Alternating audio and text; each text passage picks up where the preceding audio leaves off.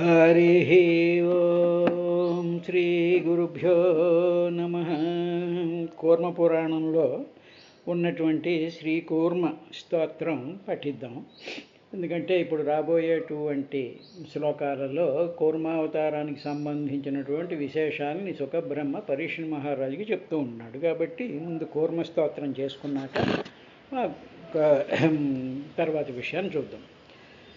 నమస్తే కూర్మరూపాయ విష్ణవే పరమాత్మనే నారాయణాయ విశ్వాయ వాసుదేవాయ తే నమః. నమో నమస్తే కృష్ణాయ గోవిందాయ నమో నమః మాధవాయ నమస్తుభ్యం నమో యజ్ఞేశ్వరాయ చ సహస్రశిరసే తుభ్యం సహస్రాక్షాయ తే నమః. నమః సహస్రహస్తాయ సహస్రచరణాయ చ. ఓం నమో జ్ఞానరూపాయ పరమాత్మస్వరూపిణే ఆనందాయ నమస్తుభ్యం మాయాతీతాయ తే నమః. నమో గూఢశరీరాయ నిర్గుణాయ నమోऽस्तु తే పురుషాయ పురాణాయ సత్తామాత్రస్వరూపిణే నమః. సాంఖ్యాయ యోగాయ కేవలాయ నమోऽस्तु తే ధర్మజ్ఞానాధిగమ్యాయ నిష్కలాయ నమోऽस्तु తే. నమస్తే వ్యోమరూపాయ మహాయోగేశ్వరాయ చ పరావరాణాం ప్రభవే వేదవేద్యాయ తే నమః. నమో బుద్ధాయ శుద్ధాయ నమో యుక్తాయ హేతవే నమో నమో నమస్తుభ్యం మాయినే వేధసే నమః. నమోऽस्तु తే వరాహాయ నరసింహాయ తే నమః. వమనాయ నమస్తుభ్యం హృషీకేశాయ తే నమః. స్వర్గాపవర్గదాత్రే చ నమో ప్రతిహతాత్మనే నమో యోగాధిగమ్యాయ యోగినే యోగదాయినే. దేవానాం పతయే తుభ్యం దేవార్తిశమనాయ తే భగవన్ స్వత్ప్రసాదేన సర్వసంసారనాశనం. అస్మాభిర్విదితం జ్ఞానం యజ్ఞాత్వామృతమశ్నుతే శ్రుతాస్తు వివిధా ధర్మావంశ మన్వాంతరాణి చ. సర్గశ్చ ప్రతిసర్గశ్చ బ్రహ్మాండస్య విస్తరః త్వం హి సర్వజగత్సాక్షి విశ్వో నారాయణః పరః. త్రాతుమర్హస్యనంతాత్మా తామే త్వమేవ శరణం గతాః. ఓం శ్రీ గురుభ్యో నమః. లోకపాలకులు ఎవ్వరూ కూడా రక్షించడ సమర్థులు కారయ్యా. కాబట్టి రక్షించేటువంటి వాడివి సమస్త ప్రాణుల్ని సమస్త లోకాలలో ఉండేటువంటి జీవులందరినీ కూడా రక్షించేటువంటి వాడివి నువ్వు తప్ప మరెవరూ కాదు అని చెప్పినటువంటి విషయంలో లోకపాలకులు అనేటువంటి దాన్ని చూసినట్లయితే అష్టదిక్కుల్లో ఉండేటువంటి దిక్పాలకులు. కానీ సమస్త లోకాల్లో ఒక్కొక్క లోకానికి ఒక్కొక్క అధిపతి ఒక పాలకుడు ఉంటాడు. కాబట్టి ఆ పాలకులు కానీ లోక అంటే జనులు అని కూడా అర్థం ఉంది. కాబట్టి పాలక అంటే జనులను పాలించేటువంటి వాడు ఎవడో రాజు, ఏదో రాజు మంత్రి వీళ్ళు అంటారు. ప్రస్తుతం వచ్చేటప్పటికి ఏదో ప్రధానమంత్రి అని వీళ్ళని వాళ్ళని అధికారులని వీళ్ళందరూ పరిపాలిస్తూ ఉంటారు అనేటువంటి లోకపాలకులకి శబ్దానికి ఆ విధంగా అర్థం తీసుకోవచ్చు. వీళ్ళెవ్వరూ కూడా మనల్ని రక్షించేటువంటి శక్తి కలిగినటువంటి వాడు కాదు. అందరినీ రక్షించేటువంటి వాడివి నీవు తప్ప మరెవరూ కాదని చెప్తూ పాతుం నా శేకుహు. పాతుం అంటే రక్షించడం, నా కాదు శేకుహు సమర్థులు కాదు. వీళ్ళు ఎవ్వరూ కూడా సమర్థులు కారు.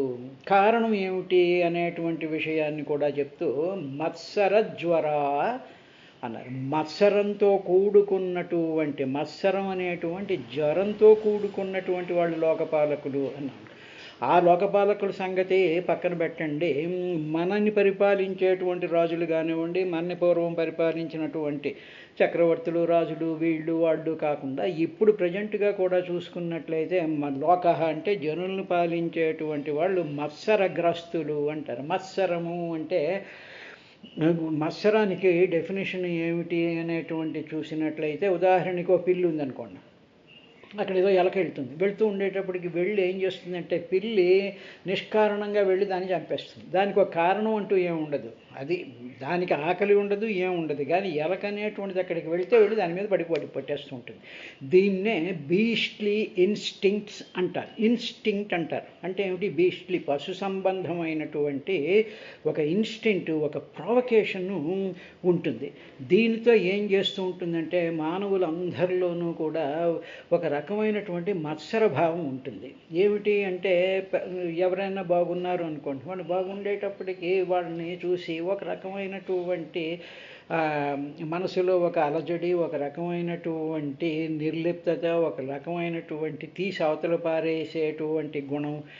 వాళ్ళు మనకేం అపకారం చేయలేదు, మనం వాళ్ళకి అపకారం ఏం చేయలేదు, కానీ లోపల ఒక రకమైనటువంటి ద్వేషభావము, ఒక ఇన్స్టింక్ట్, ఒక ఇది కలుగుతూ ఉంటుంది. అదే ఉదాహరణకి మత్సరభావంతో వీడు దుర్యోధనుడు ఎగ్జాంపుల్ తీసుకుంటే తెలుస్తుంది. ధర్మరాజు వాళ్ళ మానాన్ని వాళ్ళు ఉన్నారు, వాళ్ళు ఇంద్రప్రస్థ రాజ్యం చేసుకుంటూ ఉన్నారు, వాళ్ళ మానాన్ని వాళ్ళు ఉన్నారు. ఉండేటప్పటికీ వాళ్ళకి సంపదలు ఉన్నాయని కానీ, వాళ్ళ బలం ఉందని కానీ, వాళ్ళకి మరొకటి ఉంది అనేటువంటిది కాదు, ఏమిటో తెలియనటువంటి ఒక ఇల్ ఫీలింగ్ అంటారు, ఒక చెడు భావం, ఒక దుష్భావంతో మనుషులు అందరూ కూడా ఉంటూ ఉంటారు. ఈ దుష్ప్రాభం అనేటువంటిదే మత్సర జ్వరాహ. అది జ్వరంలాగా లోపల పట్టి పీడిస్తూ ఉండేటువంటి వాళ్ళు ఇలాగా. అసూయ అంటే ఏమిటంటే దోషారోపో గుణేష్వపి, అది అసూయ అంటే. అసూయ అంటే మనం జలసి అనుకుంటాం, కానీ అసూయ అనేటువంటి దానికి ఏమిటంటే దోషారోపో గుణేష్వపి, మంచి గుణాల మీద దోషాలను ఆరోపించడం అనేటువంటిది అసూయ అవుతుంది.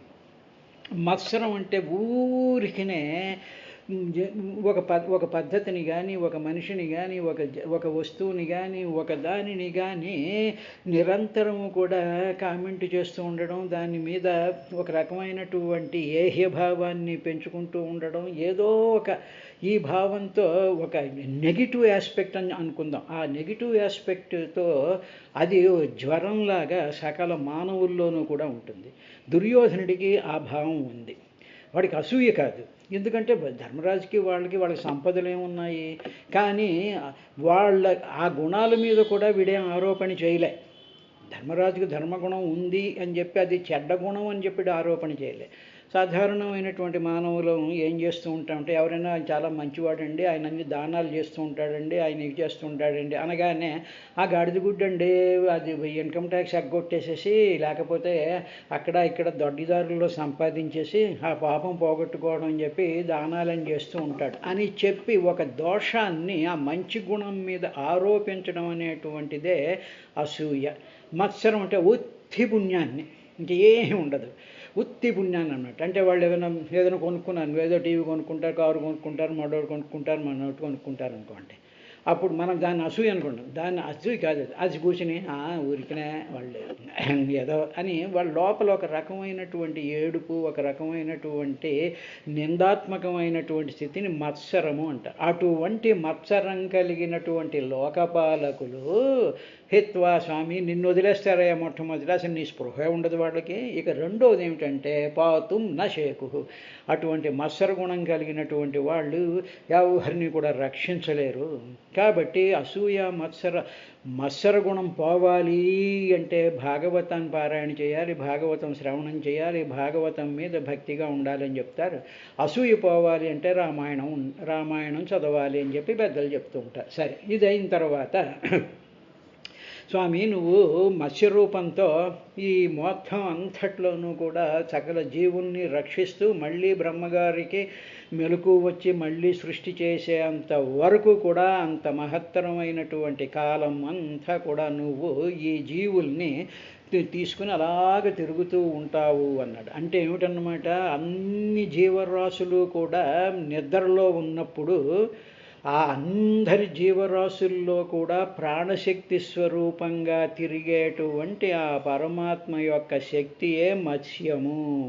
అది మత్స్యావతారంలో ఉండేటువంటి అంతరార్థం. ఇది అయిన తర్వాత ఇప్పుడు కూర్మావతారం గురించి ఆయన చెప్తూ, హిరణ్మయేపి భగవాన్ నివసతి కూర్మతను బిభ్రాణస్తస్య తత్ప్రియతమాం తనుమర్యమా సహ వర్షపురుషై పితృగణాధిపతిరుపధావతి మంత్రమిమం చాను జపతి. చూసినట్లయితే మొట్టమొదట మనకేమో సంకర్షణ మంత్రం, తర్వాత ఏమో లక్ష్మీదేవి చేసినటువంటి మంత్రం, తర్వాత ఏమో మత్స్యావతారానికి సంబంధించినటువంటి మంత్రం, తర్వాత ఇప్పుడు కూర్మావతారానికి సంబంధించినటువంటి మంత్రాన్ని భాగవతంలో మనకి సుఖబ్రహ్మ పరీక్షన్ మహారాజు చెప్తున్నట్టుగా మనకు ఆ మంత్రాన్ని ఆయన అందిస్తూ ఉన్నాడు.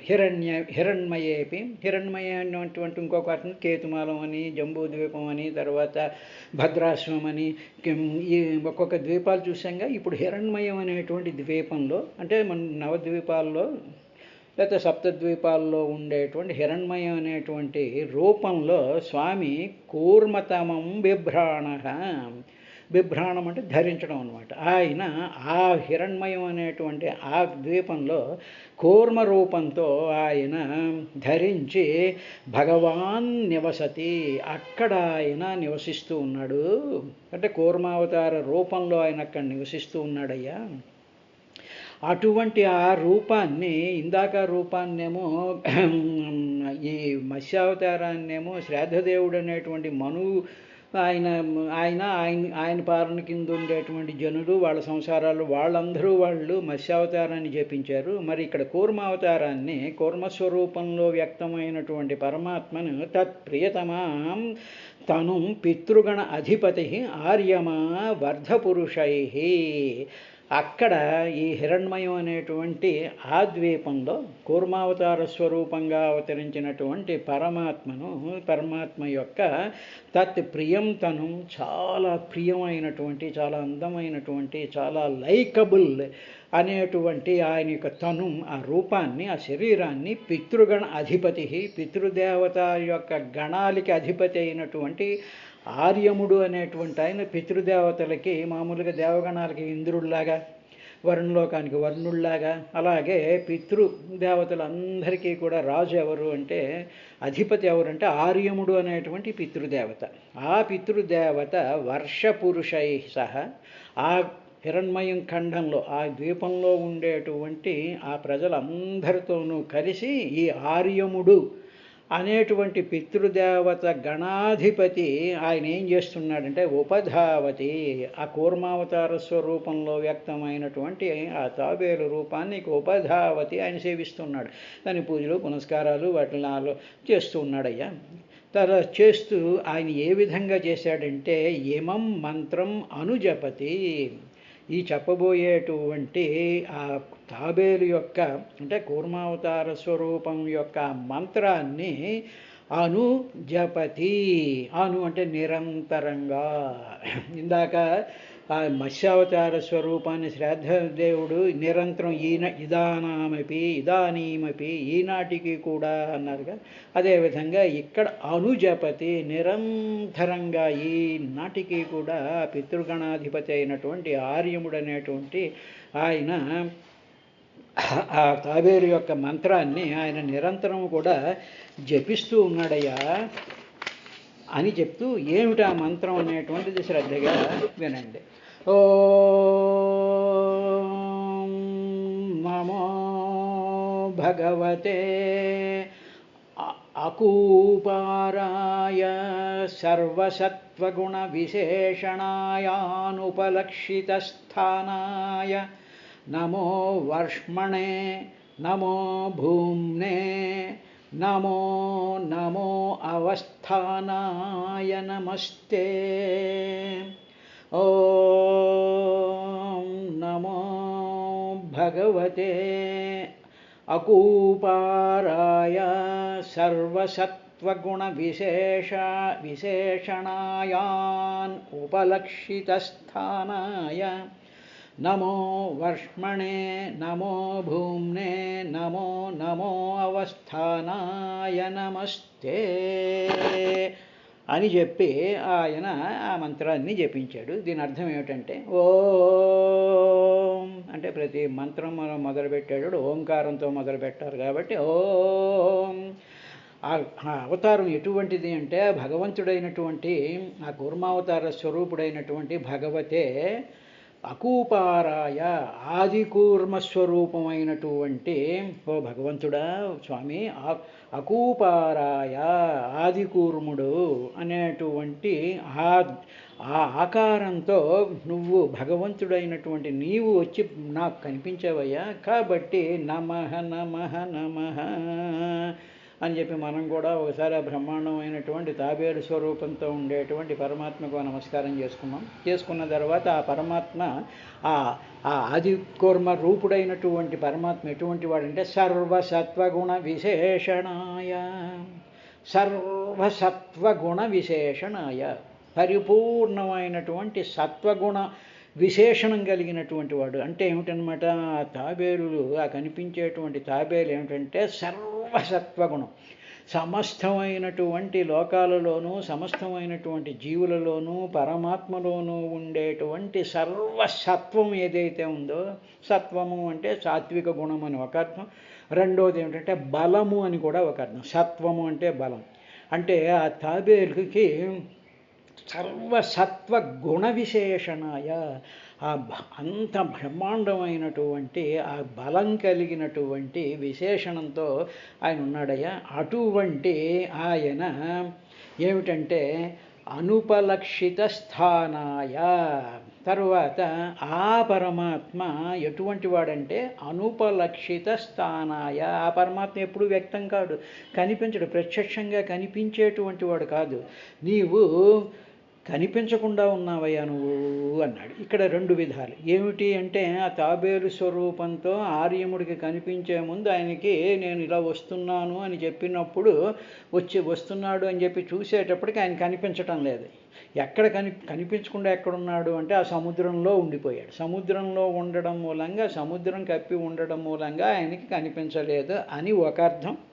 ఇక రెండోది ఏమిటంటే అనుపలక్షిత స్థానాయ అంటే పరమాత్మ అవ్యక్త స్వరూపుడిగా, నిరాకారుడిగా, నిరామయుడు కదా, నిరంజనుడు కదా, సత్యం జ్ఞానం అనేటువంటి జ్ఞానం నిరాకారం కదా, నిత్యం శుద్ధం బుద్ధం ముక్తం అనేటువంటిది అంతా కూడా కనిపించేటువంటిది తత్వం కాదు. అంటే పంచేంద్రియాలకి గోచరించనటువంటి స్థితి అటువంటిది అనుపలక్షిత స్థానాయ, కనిపించనటువంటి వాడు. అంటే మానవుల యొక్క మనస్సులకి కానీ, బుద్ధికి కానీ, ఇంద్రియాలకి కానీ, ఇన్స్ట్రుమెంట్కి కానీ దొరకనటువంటి సర్వవ్యాపకమైపోయినటువంటి ఆ మహా చైతన్య ప్రకాశ స్వరూపం అనుపలక్షిత స్థానాయ అని ఒక అర్థం. సరే, తాబేలు నీళ్ళల్లో ఉంది, కనిపించడం కొంచెం లేట్ అయింది కాబట్టి ప్రత్యక్షం కానటువంటి స్థానం కలిగినటువంటి వాడవయ్యా, నీ స్థానం అటువంటిది.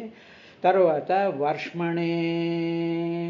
వర్ష్మణే అంటే నువ్వు కాలానికి అతీతుడైనటువంటి వాడు. సమస్త జీవులు కూడా కాలానికి లోబడినటువంటి వాళ్ళే. అంటే సమస్త జీవుల్లో నుంచి కూడా కాలం వెళ్ళిపోతూ ఉంటుంది. ఉదాహరణకి ఎక్స్పైరీ డేట్ అంటాం చూసారా, ఏదైనా ట్యాబ్లెట్ ఉందండి దానికి ఎక్స్పైరీ డేట్ అంటాం. అంటే ఏమిటనమాట, మరి సేమ్ కెమికల్ కదా, ఎంతకాలం అనేది ఉండాలి కదా. అంటే దానిలో ఉండేటువంటి ప్రభావం కొంతకాలం మాత్రమే పనిచేస్తుంది. ఆ తర్వాత అందులో ఉండేటువంటి కాలం దానిని ఇన్ఫ్లుయెన్స్ చేయనప్పుడు అది పడిపోతుంది, ఇంకా దానికి ఏం ఉపయోగం లేదు. అదేవిధంగా ప్రతి మానవుడి యొక్క శరీరంలోనూ కాలస్వరూపమైనటువంటి శక్తి ఉండడం చేత శరీరాలు నిలుస్తున్నాయి. ఎప్పుడైతే సత్వగుణ విశేషం కాబట్టి, సత్వగుణం అంటే బలం, ఆ బలం ఇందులో ఉంది, కాలం అనేటువంటి దాంట్లో బలం ఉంది కాబట్టి ఆ బలం క్షీణిస్తూ ఉంటుంది. ఎందుకు, పదార్థాల్లో ఉండేటువంటి ఆ టెన్షను, ఆ స్ట్రెస్సు, ఆ రిజిడిటీ, ఆ మోడ్యులస్, అవి పట్టుకుని ఉండేటువంటివన్నీ కూడా పదార్థాల యొక్క ధర్మాల వల్ల అందులో ఉండేటువంటి బలం క్షీణించిపోయినప్పుడు అందులో నుంచి ఈ కాలానికి ఆ కాలం బలం కాబట్టి ఆ బలం క్షీణించిపోతుంది. కాబట్టి అటువంటి సమస్త జీవులు ఈ లోకాలు అటువంటివి. కానీ నువ్వు మాత్రం వర్ష్మణే, నువ్వు కాలానికి అతీతుడు. కాలం నీలో నుంచి వచ్చి లోకాల మీద పడుతోంది తప్ప ఆ కాలం నిన్నేం చేయదయ్యా. కాబట్టి వర్ష్మణే అంటే కాలానికి అతీతుడైనటువంటి వాడవు. భూమ్నే అంటే సమస్తంలోనూ కూడా వ్యాపించిపోయినటువంటి వాడవు. మూడవది ఏమంటే అవస్థానాయ, సర్వానికి అధిష్టానమైనటువంటి వాడు. అధిష్టానం అంటే సింపుల్ ఎగ్జాంపుల్ ఒకటి చూద్దాం. ఇప్పుడు సినిమాకి వెళ్ళామనుకోండి, అందులో వైట్ స్క్రీన్ ఉంటుంది, ఆ స్క్రీన్ మీద బొమ్మలన్నీ పడుతూ ఉంటాయి. ఇప్పుడు ఈ బొమ్మలన్నిటికీ అధిష్టానం ఏమిటంటే ఆ స్క్రీన్, ఆ తెల్లనైనటువంటి తెర మీద ఇవన్నీ పడతాయి. ఆ తెర లేకపోతే అక్కడ బొమ్మలు పడవు. కాబట్టి ఇప్పుడు మనం చూస్తూ ఉండేటువంటి ఇంత బ్రహ్మాండమైనటువంటి అంతరిక్షం, ఆకాశం కూడా ఒక దాని మీద ఆకాశం పడింది. ఆకాశం కూడా ఒక దానిని ఆధారం చేసుకుంది. సినిమా తెర మీద బొమ్మలు ఏ విధంగా ఆధారం చేసుకున్నాయో అలాగ ఆకాశం కూడా దానిని ఆధారం చేసుకున్నాయి. కాబట్టి ఆకాశం అంతా కూడా దేని మీద ఉందంటే ఒక అవస్థానము, ఒక స్థానం మీద ఉంది. అది అది అవ్యక్తంగా ఉంటుంది. మన ఆకాశం ఒకటి అదే ఫైనల్ అనుకుంటున్నాం, కాదు. ఆ ఆకాశం కూడా ఒక దాని మీద ప్రొజెక్ట్ అయిపోయి ఉంది. అటువంటి ప్రొజెక్ట్ అయినటువంటి దాంట్లో నక్షత్రాలన్నీ కూడా ఉన్నాయి. ఈ నక్షత్రాలన్నిటినీ కూడా, ఈ నక్షత్రాలు అనేటువంటి బొమ్మలన్నీ కూడా ఆ అవ్యక్తమైనటువంటి అవస్థానమైనటువంటి అధిష్టానం మీద నక్షత్రాలన్నీ ప్రొజెక్ట్ అయి ఉన్నాయి. ప్రొజెక్ట్ అయ్యి అవన్నీ అలా తిరుగుతూ ఉన్నాయి. తెర మీద బొమ్మలు కూడా తిరుగుతూ ఉంటాయి, చూసారా? తెర మీద బొమ్మలు అటు ఇటు కదులుతూ ఉంటాయి, అందులో సముద్రాలు పొంగుతూ ఉంటాయి, ఇవన్నీ చేస్తూ ఉంటాయి. అలాగా అధిష్టానము, అధి అంటే ఇంకా ఎక్కడికే ష్ఠా అంటే ఉండేటువంటి స్వరూపమైనటువంటి. ఎందుకంటే మందర పర్వతాన్ని మోసినప్పుడు ఈయన కూర్మావతార స్వరూపంలో వచ్చి మునిగిపోతూ ఉండేటువంటి ఆ బ్రహ్మాండమైనటువంటి మందర పర్వతాన్ని ఆయన ఎత్తి నిలబెట్టాడు. కాబట్టి ఇలాగ సమస్త జీవులు కూడా దేనిని ఆధారం చేసుకుని నడుస్తూ ఉన్నాయో, కదులుతూ ఉన్నాయి. ఇప్పుడు భూమి తిరుగుతోందండి. భూమి దేనిని ఆధారం చేసి తిరుగుతోందంటే ఆ అధిష్టానాన్ని ఆధారం చేసుకుని తిరుగుతూ ఉంటుంది. అలాగే సూర్యుడు అదే సమస్తమైనటువంటి జీవులకి కూడా అధిష్టాన స్వరూపమైనటువంటి భగవంతుడైనటువంటి అకూపారాయ ఆదికూర్మ స్వరూపమైనటువంటి స్వామి నమో అవస్థానాయ నమస్తే, నమో అనుపలక్షిత స్థానాయ నమః, వర్ష్మణే నమః, భూమ్నే నమః, నమో అవస్థానాయ నమః నమః నమః. స్వామి నీకు అనేకమైనటువంటి నమస్కారాలు. అంటే ఏమిటన్నమాట, మన శరీరానికి అధిష్టానం ఏమిటి అంటే మనం తెర మీద ఆడుతుండేటువంటి బొమ్మల కింద మనం భావించుకున్నట్లయితే ఆ తెర అధిష్టానం. ఆ అధిష్టానం మీదే, ఆ అధిష్టానమే సర్వవ్యాపకమైపోయి మనలోనే ఉంది. కాబట్టి మనలోనే ఉండేటువంటి ఆ అధిష్టానం మీదే మన స్కెల్టన్ ఉంది, మన గుండె ఉంది, మన రక్తనాళాలు ఉన్నాయి, మనలో ప్రవహించేటువంటి రక్తం, ఇదంతా కూడా ఇవన్నీ కూడా అంతర్గతంగా అవ్యక్తంగా కనిపించనటువంటి ఒకానొక తెర లాంటి దాని మీద, ఒకానొక శక్తి మీద, ఒకానొక స్వరూపం మీద ఇవన్నీ ఆధారపడి ఉన్నాయి. అటువంటి ఆధారం పడేటట్టు చేసేటువంటి ఆ భగవంతుడి స్వరూపాన్ని సింబాలిక్గా అకూపారాయ ఆదికూర్మ స్వభావంతో చెప్తారు. ఇక్కడ ఇందాక మత్స్యావతారంలో సమస్త జీవుల్లోనూ సమస్త లోకాలలోనూ కూడా కదిలేటువంటి ప్రాణశక్తి ఏమో మత్స్యావతారం. అన్నిటికీ ఆధారభూతమై అధిష్టానమై సర్వవ్యాపకమైనటువంటి దాన్ని కూర్మావతార స్వరూపం కింద చెప్తారు. ఒకసారి ఆ మంత్రం మెచ్చుకుని తర్వాత శ్లోకానికి వెళ్దాం. ఓం నమో భగవతే అకూపారాయ సర్వసత్వగుణ విశేషణాయ అనుపలక్షితస్థానాయ నమో వర్ష్మణే, నమో భూమ్నే, నమో నమో అవస్థానాయ నమస్తే. అంటే కూర్మావతారం ఏంటంటే సర్వసత్వ స్వరూపమైనటువంటి వాడు, తర్వాత అవ్యక్తంగా కనిపించకుండా ఉండేటువంటి వాడు, కాలాతీతుడైనటువంటి వాడు, సర్వవ్యాపకుడైనటువంటి వాడు, అన్నిటికీ అధిష్టానం అయినటువంటి వాడు. ఇది కూర్మావతారంలో ఉండేటువంటి రహస్యము. ఇది అయిన తర్వాత ఆయన ఏం చెప్పాడంటే, తర్వాత అటువంటి అవ్యక్త స్వరూపమైనటువంటి పరమాత్మను అక్కడ ఉండేటువంటి పితృదేవత గణాధిపతి అయినటువంటి ఆర్యముడు అక్కడ ఆ హిరణ్మయం అనేటువంటి ద్వీపంలో తన ప్రజలతో కలిసి ఆయన ఈ విధంగా ప్రార్థిస్తూ ఉన్నాడయ్యా. యద్రూపమే తన్నిజమాయయార్పితమర్ధస్వరూపం బహురూపరూపితం అథోపలంభనా తస్మై నమస్తే వ్యపదేశరూపిణే.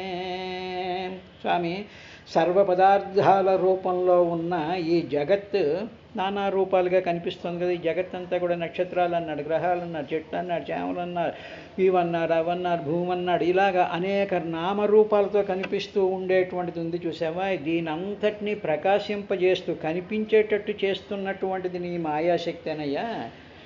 యాక్చువల్గా చూసినట్లయితే నువ్వే విన్ని రూపాల కింద కనిపిస్తూ ఉన్నావు, కానీ కనిపించేటువంటివన్నీ కూడా మిథ్యాస్వరూపమే. దీనిలో అందువల్ల నీలో నానాత్వం అనేటువంటిది ఏం లేదు. కనిపించేటువంటి వస్తువులు నానా రూపాలుగా కనిపిస్తున్నాయి, కానీ నువ్వు మాత్రం ఒకడివే. కాబట్టి ఇలాగా అనిర్వచనీయమైనటువంటి జగద్రూపంగా ప్రకటితమైనటువంటి నీకు నమస్కారము అన్నాడు. రేపు ఒక ఎగ్జాంపుల్తో ఈ శ్లోకానికి మనం అర్థం చేసుకుని ముందుకెళ్దాం.